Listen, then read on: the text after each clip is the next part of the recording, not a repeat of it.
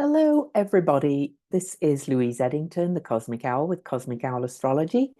And thank you, everybody who supports my channel and my podcast, and all you listeners. I'm very grateful for you, every single one of you.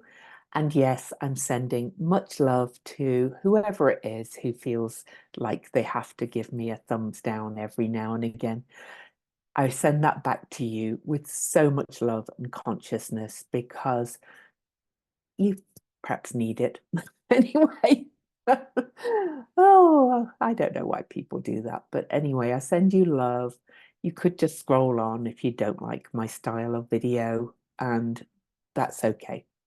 But to all of you, thank you, thank you, thank you. And feel free to share my videos if you like them, whatever.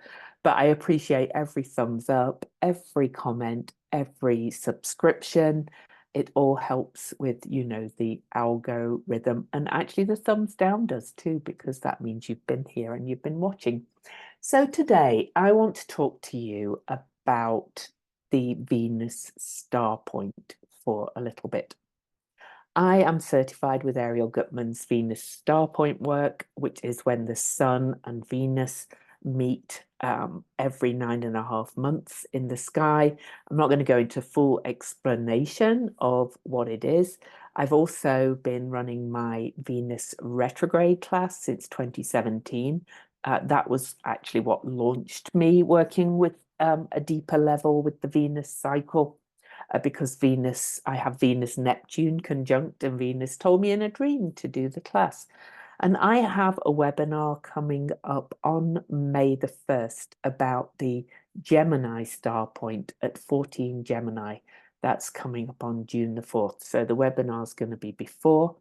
And in my membership, The Nest, I am actually going to start teaching the what the Venus star point is and what it means on a monthly basis over the next 9.5 months, and doing those as recordings that will eventually become a standalone teaching. But so you could join the Nest, join the webinar, or just watch this. So on the last Venus retrograde, okay, I did the whole class, so I can't talk about everything about it because there's so much to the Venus star point work. But the last Venus retrograde and the current Venus star point that we are still under, with Venus as her morning star iteration, was at 20 degrees Leo. And this was actually in an almost exact square to Uranus in Taurus at 20 degrees or 22 degrees. And it was also in a semi-sextile to Mars. And I'm not going to go into a big thing about what that means right now. Oh, it was also in a sextile to Vesta. But Vesta did go forward into Cancer, went retrograde back into Gemini, and then stationed forward. And Mars is now in Pisces, and Venus is now in Aries, and is involved in this Aries eclipse. But Uranus is back at 21 degrees Taurus, and Jupiter is about to conjunct Uranus. All this to say that 21 degree mark is hot, hot, hot. So I'm just going to take that off for a minute and talk about the themes that I saw up and coming during the Leo retrograde and what we talked about in the Venus retrograde class as a collective. So the Venus Leo star point came in. The first Leo star point was in 1987. But last summer's was the first Venus retrograde fully in Leo. And I knew it was special, and I knew it was going to bring some radical change due to that square with Uranus, and it sure has. So a lot of the themes I talked about, I mean, I led the 125 attendees through their personal journey of Leo star point, of stepping into their heart, putting on their crown, claiming their sovereignty. And I called it in general, though, the rise of the solar feminine. And I'm not the only one that saw that. Now, this was not about kind of overtaking men, and this was not necessarily just about women. But I did note during the retrograde class that the Barbie movie was out. Taylor Swift had a Eras tour or Eras tour, however you want to say it, depending where you live. And Beyonce had her Renaissance tour. So I just wanted to kind of do a quick video about what's been happening since that point. The rise of these creative women, but coming out and doing it very much their way in a very feminine kind of way. Now, there are men as well that have joined in, and we are going to look at one man very quickly, but you know, I won't have time to look at everything, but I thought I would do this, and I was inspired to do it by Beyonce's release of her Cowboy Carter album, which is phenomenal, whether you like pop music or not, whether you like country music or not. It is a phenomenon in terms of what's happening in the skies, in my opinion. I also talked about, so I talked about, you know, Barbie movie, kind of breaking box office records, being all about rise of this solar feminine kind of pink energy. The Barbie movie had Venusian themes, including like the shell headboard in Barbie's bed. There was so much Venusian energy. And then I also talked about Taylor Swift's tour, and she just rose to the limits during last summer. She suddenly came to everybody's attention, including mine. and and then Beyonce also had this rebirth going on. You know, she calls it the latest album is Act Two of her Renaissance. The first one, Act One, was called Renaissance, and that was actually released in 2022. But the tour kind of took things to, or started to take things to, that star status. There's one, I'm also going to look at Miley Cyrus and Billie Eilish, and I'll tell you why as well as we go in. And my token male is actually producer Jack Antonoff. And the reason I picked all of those was if you watch the Grammys, I could have picked quite a few more. There was Lana Del Rey and Olivia Rodriguez and all and Sousa and all these other women that dominated the Grammys, but I haven't got time to do them all. So I'm going to look at some, just I picked them. But all of it, these are all groundbreaking women or people that support the rise of women. It's just amazing. So let's quickly look, and I'm going to look at their personal star points. I'm going to look at the 20 Leo star point, where it was for them. And I'm going to quickly look at where the next star point is as well, to kind of see if their rise is going to continue. And I'm going to say, yes, it is. Okay, so where's my charts? Let me get them up. Oh, the cat is doing it again. Let me let her out. Bear with me. Every time I start recording at the moment, Luna, the moon cat, wants to join in some way, but it is eclipse season, so you know. Anyway, let me start with the charts. Okay, so I'm actually going to go for the women. I'm actually going to start with Billie Eilish because I'm going to go from youngest to eldest. And I will not be able to cover everything in these in this video, but I just want to show you how the Venus star point affects us collectively and also how it activates people's charts over time. You know, to do a full Venus star point reading on each person, I would have to kind of go back over since their birth and so on. But this will give you some idea, and I hope it will encourage you to come and attend my Gemini webinar, or join the nest, and or join the nest, and or do the next Venus retrograde class, which is not till 2025, but it's another big one. It's one of the last Venus star points in Aries, and some of these players that I happen to pick have Aries star points. So this is their star that we'll be moving into early 2025. So Billie Eilish, most people know who Billie Eilish is. I'm not asking anybody to like these people or you know, or even like their music. But Billie Eilish is clearly a rising star. She won the Grammy for the best song, which happened to be in the Barbie movie, which was last summer.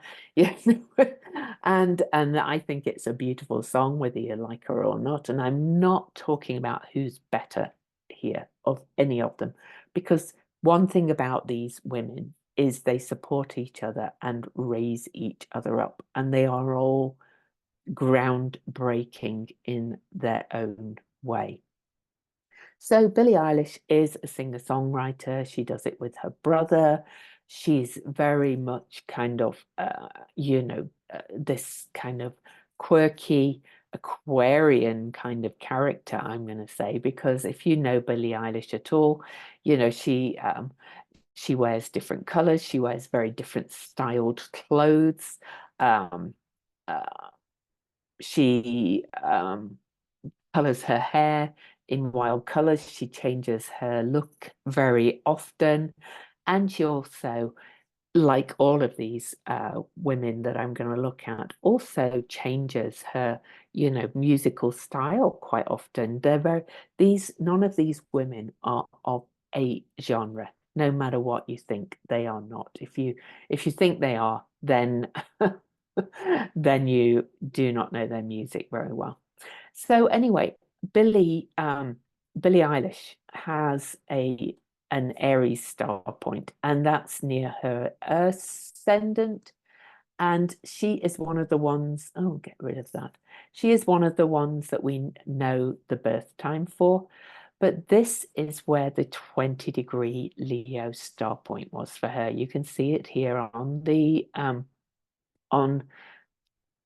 chart, and this is in her fifth house of creative self-expression. But there's more. Let me draw some lines quickly, just to kind of show you where we're at. Oh, that was not the right one. Sorry about that. Okay, so lines. There we go. Let's draw some lines.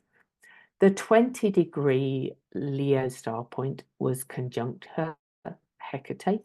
Okay, and her Hecate was retrograde, but that's her path in life, when, you know, that's her path forward, and she is such a creative. But look at this. Her Uranus is at 21 degrees Aquarius, which was exactly opposing the Leo star point. And the Jupiter-Uranus conjunction that's coming up is going to be at 21 degrees of Taurus in her second house, which is how she earns her money. Not only that, the star point was exactly in a trine aspect to her Venus, which is Venus rules music and creativity, by the way. Venus also rules the voice. If in Leo, this is a kind of about shining your light and being the star, putting on your crown, if you like, in your own way. Okay, so But this, of course, was also aspecting her son widely.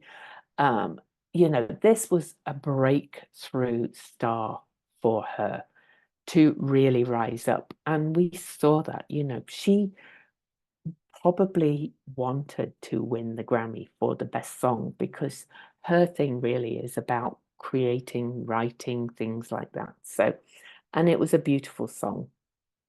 So that's one person. Like, you know, this Venus star point was really active on Billie Eilish's chart. And with Uranus, this was about her coming through as this very quirky, unique individual. She's also got a real activist bent, by the way.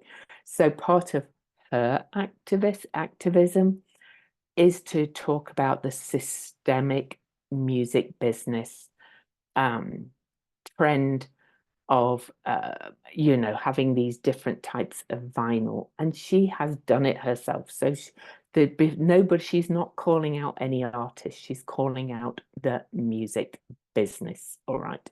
And Uranus in Aquarius is really very kind of activist nature, and Eilish really has that kind of green activist kind of nature. So don't take it out on her. She is talking about the systemic problem within the music business. And all these women are taking on the music business in one way or another. Okay, so one thing before we go, the next one, whoops, I don't want to do that. Oh, sorry. Is the next star point is going to be at 14 Gemini, and that will be in her third house of the voice. It's actually going to square her Black Moon Lilith. I can kind of feel her already kind of digging deeper into all the themes of what she speaks about. It's going to oppose her Pluto. She's going to kind of start speaking truth to power with this Gemini star point, I think. And now that she's kind of got a voice more in the industry, she's going to kind of dig deep and start speaking major truth to power. So watch this space with Billie Eilish. Okay, so now then, let's go and look at Miley. Okay, this is Miley Cyrus's chart. Now, she won a Grammy for the song Flowers, okay, which is the most beautiful song. I love it. It's so powerful, so feminist.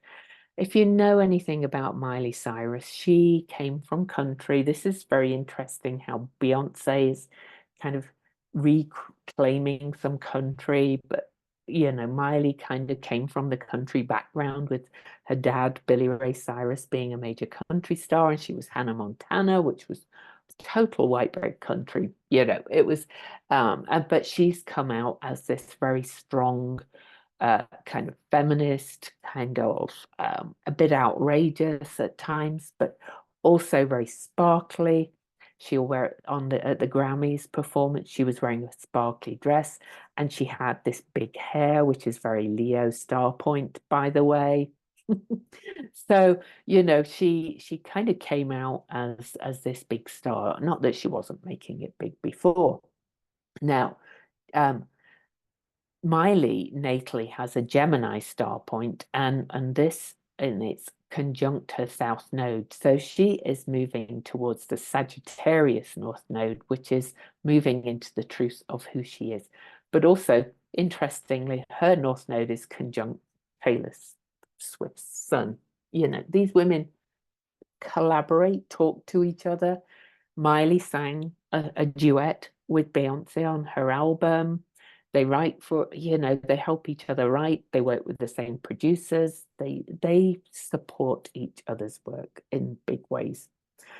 So the upcoming Gemini star point for Miley is quite a big one because it's her star, because she was born under the Gemini star point, and that will be in her first house. So watch that space when she when after she has this Gemini star point.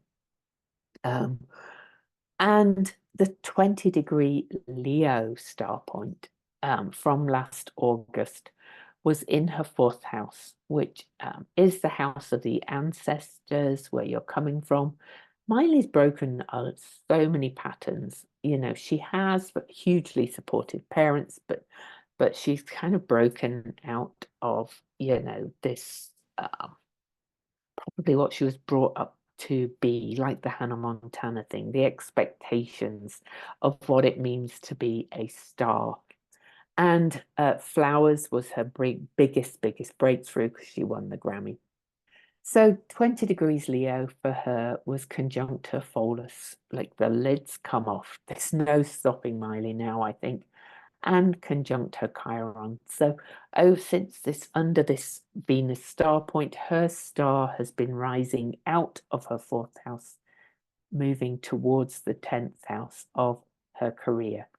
Interestingly, this would have also been, let me look at a line, in aspecting her Pluto too. So she is Pluto generation, Pluto in Scorpio generation, sorry, that the kind of Harry Potter generation, if you like.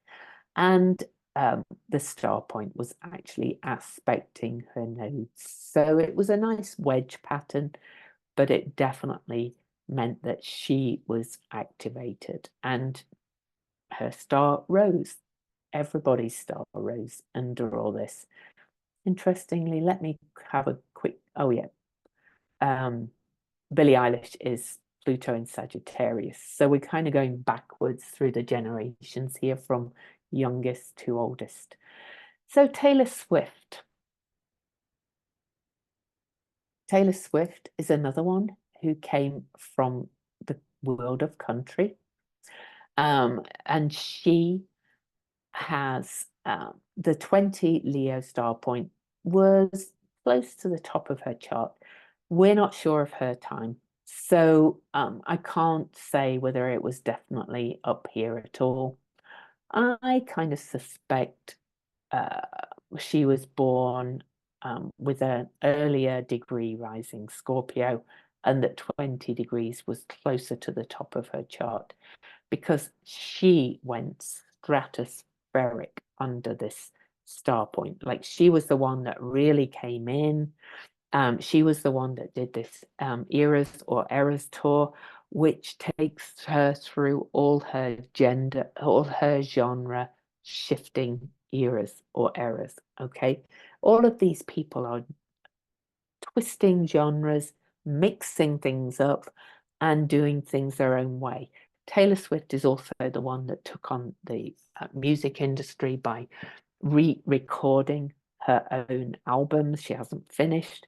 When she lost the rights to her music, when the contract with her previous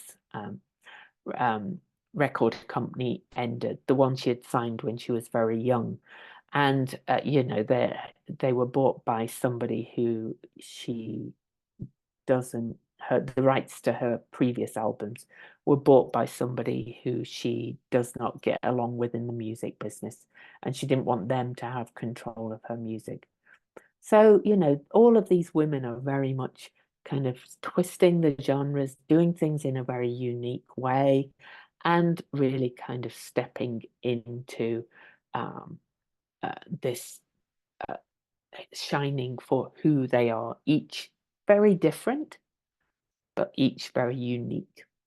Anyway, the 20 Leo star point, even if we move houses, was conjunct her south node, taking her into this Aquarius north node. And of course, that means that Uranus was in her sixth house of daily work, of how she shakes things up, and taking her into creating this very unique kind of business, and really owning who she is in a major way.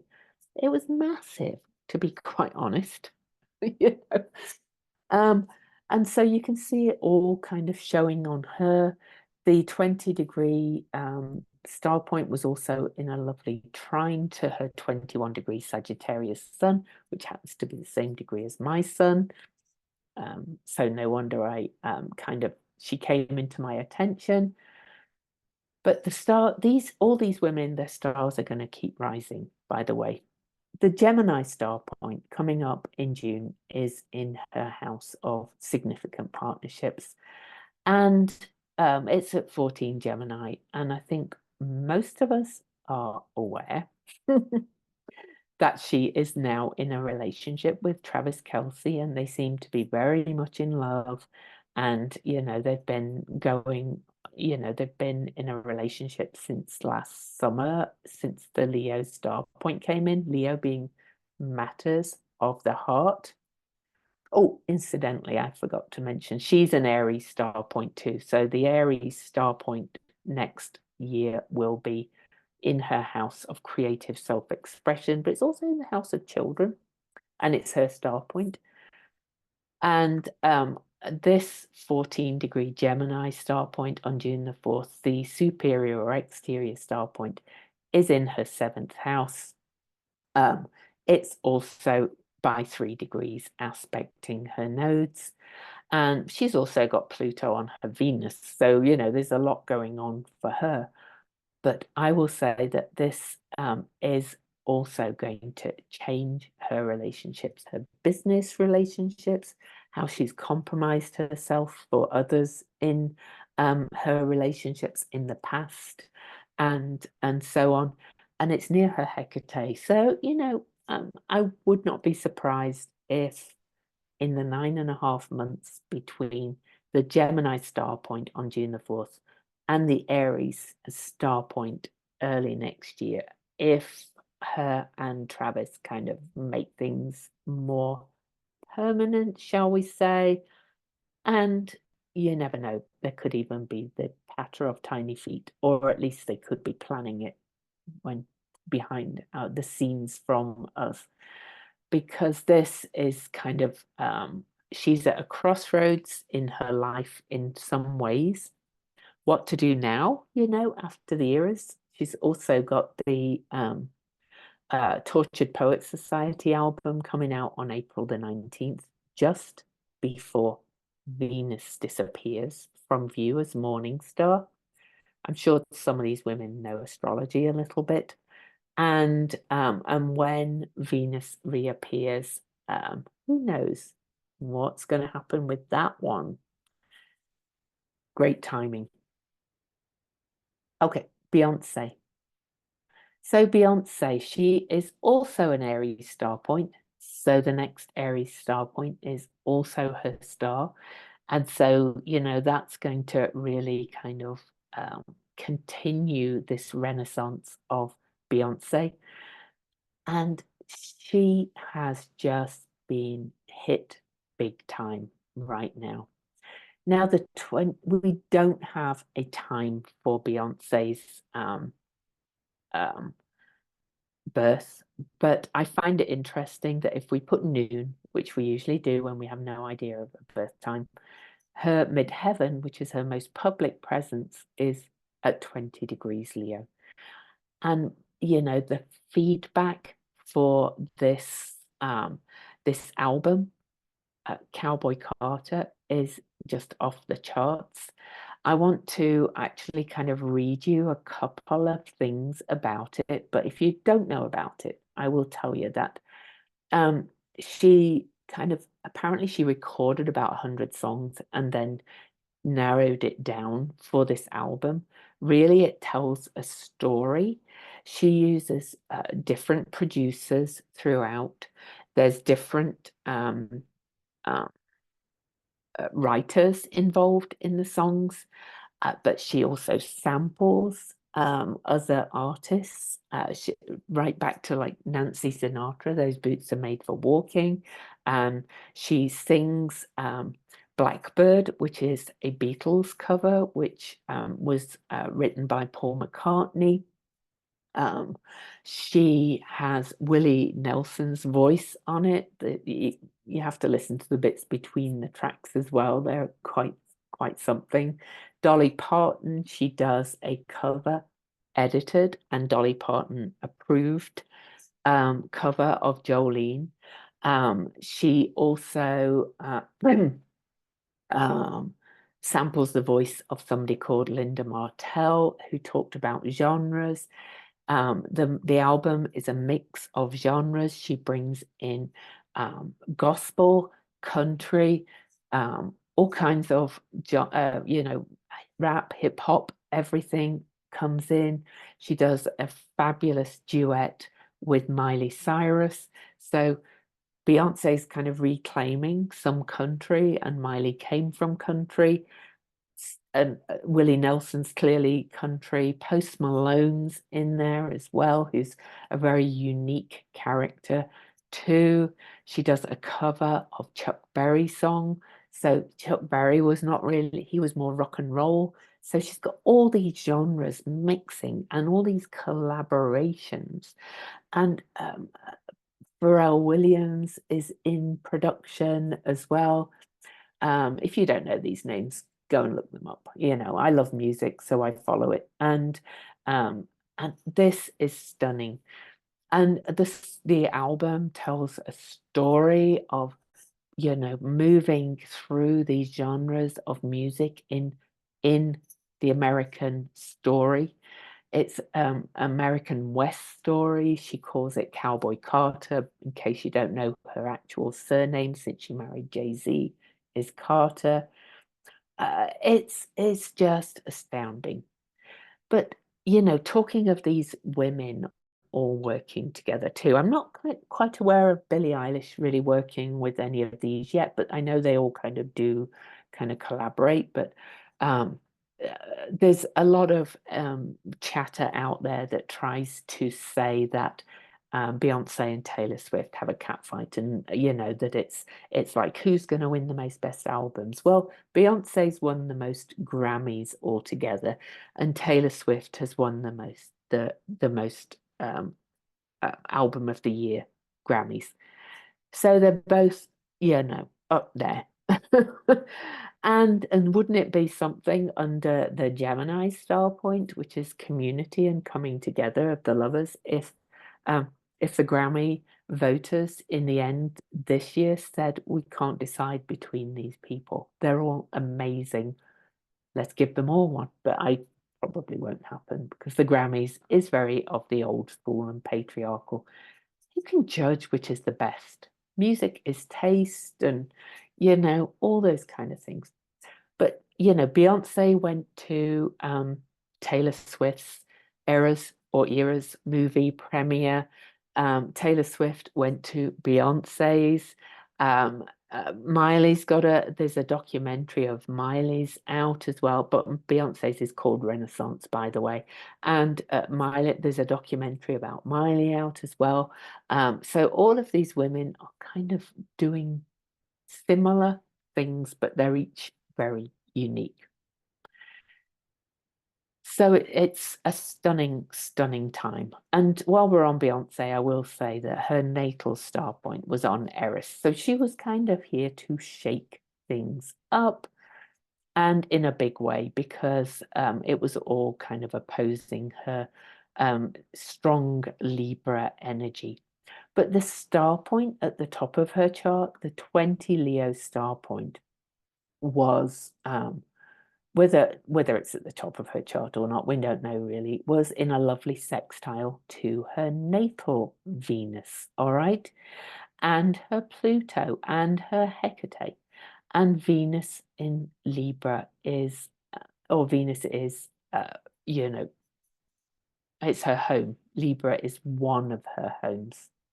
This was also, of course, square to Uranus in Taurus, which is, her marketing and things. And, she kind of introduced this cowboy thing in the album in a very unique way at the Grammys, by wearing the cowboy hat and, all that kind of stuff. These women are just shaking things up. And Uranus, oh, sorry, I didn't mean to do that. Uranus is by transit with the Jupiter-Uranus conjunction, is going to be exactly opposing her Scorpio moon and her Uranus and her Black Moon Lilith, really. So she's not done yet either. This is perfect timing this month to kind of shake things up. And there was a quote I read, and oh goodness, this was a thing about the Grammys. I don't know if I could find that one again. I've read so many things for this about some of the other women who were at the Grammys, and I can't remember their name, but the group that sounds like it's going to be all boys, and the group, but it's all women in the group. One of them called out a guy who said that the women in the music business are not stepping up. Well, they are. They're stepping up, they're putting on their crowns, they're doing things their own way, they're lifting each other up, they're supporting each other, and it's quite magical. But I did want to, give a shout out to men that support women. Post Malone's one, another one. I could have looked at him. There's many of them, of course. There are many good men out there who get that we are in a changing time and we all have to lift each other up. But this, if you've not heard of him, is Jack Antonoff, and he's a producer. He's Taylor Swift's current producer. Also, Billie Eilish, I think he actually, oh, that's where I wanted it. Yeah, I think he actually. No, it's a different one. Anyway, no. Taylor Swift, Lana Del Rey, Lorde, Florence and the Machine. Some men, of course, as well, but he works with a lot of women, and he's been credited with having a significant impact on the sound of contemporary popular music. In the Grammys this year, he won Best Producer again. Anyway, this is Jack. Jack is actually, oh goodness, sorry. Jack is actually one of the last Virgo star points. But what that means, because the star points move backwards through the sky over time, like an invisible clock in the background, is that the 20 Leo star point was his star. It was mine too, because I'm Virgo. But Virgo is more humble and more of service, which kind of feels like a producer. It kind of feels like, I'm going to make you sound the best that I can, and let's produce the best music we can. And I'll look after the technical kind of details, if you like. Now, Beyonce mostly kind of oversaw production of her own and had different producers, but Taylor Swift's Jack Antonoff is kind of responsible for her last albums. And we have a rectified time for him, so the house may not be correct, but I kind of think he has got this in his fifth house of creative self-expression and creating stars, if you like. So this 20 Leo star point was really kind of activating that energy in Jack Antonoff's chart. And look at this. This was in a lovely fire trine to Pholus. He's kind of helping to take the lid off the bad practices in the music business. He has a 20-degree exalted Venus in Pisces, and that's in a quincunx aspect of adjustment. Okay, so he was clearly there to bring change in the music industry too, in creating these megastar women, or helping to create them. He didn't create them, so it's not in that kind of guru way. He's he's a really good guy. Now, Uranus, the Gemini star point on June the 4th at 14 Gemini, is on his star, will oppose his Uranus in Sagittarius. And that, I think, is going to bring even more breakthroughs for him. I think he is going to, he's another one who has put on his crown. He has claimed his creative way. He's kind of like the king of producers at the moment, really, Jack Antonoff. Also, the upcoming Jupiter-Uranus conjunction, which is still square that Leo star, is here, exactly conjunct his Chariklo, helping to weave a new story of music. So all in all, I'm going to say that the music business is changing. Women are kicking it and owning it and putting on their crowns and stepping up. But it's not just about women. This is about the rise of the divine feminine. I do want to show you one other picture if I've got it. Oh, by the way, Miley Cyrus said, you are everything about Beyonce after her collaboration. There's so many like connections I could say. Post Malone, he's full of gratitude for being on her album because, she is the bae. But I want to show you this picture on the article I found where Miley was saying huge gratitude, which also, by the way, is very Leo. I'm grateful for all the abundance I have. And it's Venus as well, gratitude for the abundance. Just look at these two queens with the big hair. Could that be any more Leo? All right. Could it be? They both, well, all these women are unique in their appearance.